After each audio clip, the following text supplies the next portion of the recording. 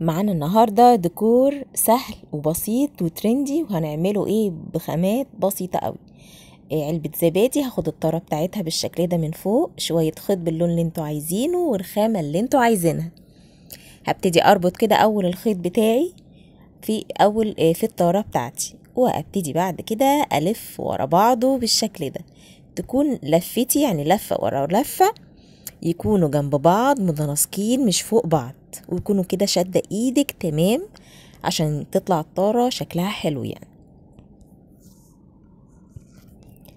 كده خلصتها كلها، وفي النهاية خالص هعقد عقدة وحتة كده شمع صغيرة خالص من ورا. إبرة كنفا، عشان بتبقى العين بتاعتها واسعة شوية، تقدر تدخل أحجام وسماكة تبقى تخينة شوية من الخيوط بتاعتنا. لزقت البداية بالشكل ده أو لحمتها بالشكل ده وربطتها، وبعد كده خدوا بالكم من الأضلاع اللي أنا بعملها والغرزة. عملت أول ضلع وادي تاني ضلع، وخدوا بالكم أنا بدخله من تحت كده يطلع بالشكل ده عشان يمسك في الطارة ويديني الشكل اللي أنا عايزاه. وادي التالت ضلع أنا بعمله بنفس الأسلوب، سهلة جدا جدا ونتيجة لذيذة يعني. كده بالشكل ده ادي كده عملت أول 3 أضلاع.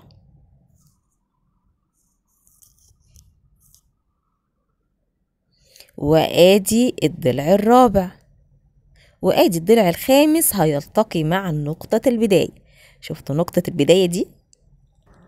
خلصنا اول 5 اضلاع. ال5 اللي بعدهم هنبتدي من نص الضلع بالشكل ده. دي نقطة البداية اهي للاضلاع للشكل بقى اللي بعده، يعني هنعمل نفس الشكل بس على اصغر. وادي انتقلنا للضلع اللي بعده، وبرضه هننتقل لنصف الضلع اللي بعده بالشكل ده. سهل قوي على فكره، مجرد ما تمسكوا زي ما قلت لكم الابره والخيط تلاقوا نفسكم ايديكم ماشيه وتفننوا. ولو عايزين تعملوا طاره اكبر، يعني دي صغيره على قد العلبه بتاعتنا، ممكن تعملوا علبه اكبر، طاره اكبر لو عندكم خشب مثلا بالوان وخيش واقطان. يعني بصوا بقى ابداعكم وخيالكم، ممكن كل حاجه. عملت الشكل الخماسي الاصغر، وهعمل شكل برضو خماسي تاني اصغر. الموضوع سهل قوي، ونفس برضو اللي هي العقدة اللي هي نطلع بيها الابرة لفوق، بنطلع للخيط لفوق. وفي نهاية الشكل اصغر شكل اللي هو الداخلي ده بعقدها بالشكل ده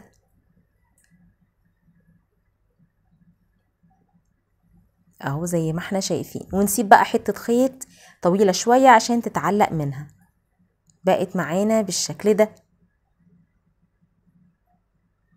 لذيذة، لونها حلو. هي بنانيتي كده شوية، تنفع قوي عند سراير البنانيت، اعملوها لبني او الوان تنفع للولاد، هتبقى حلوة جدا. هنا اخترت ان انا الزق شوية فصوص حواليها تنطقها شوية. طبعا بيحطوا لها لولي وبيحطوا لها ابداعات كتير وريش وحاجات حلوة جدا. هي بتتباع اساسا يعني. وفي في الاماكن بيع ديكورات، في منها احجام واشكال والوان. وابتديت احط من نفس الخيط هنا شوية اجراس كده حلوة، وخليتها طويلة. النوع الخيط اللي انا بشتغل بيه اللي هو القطن، مش صوف خالص، فده اللي كان متوفر عندي. عندي اصواف تانية بس كان عجبني درجة اللون ده. فكرة جميلة ولذيذة وسهلة.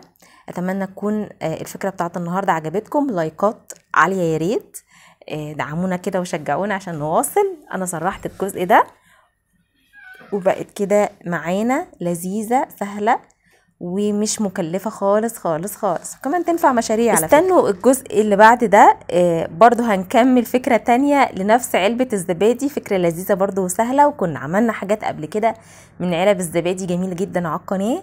ادخلوا وشوفوها، وبشكركم جدا على متابعتي. متنسوش اللايك والاشتراك الغالي. بشكركم، سلام.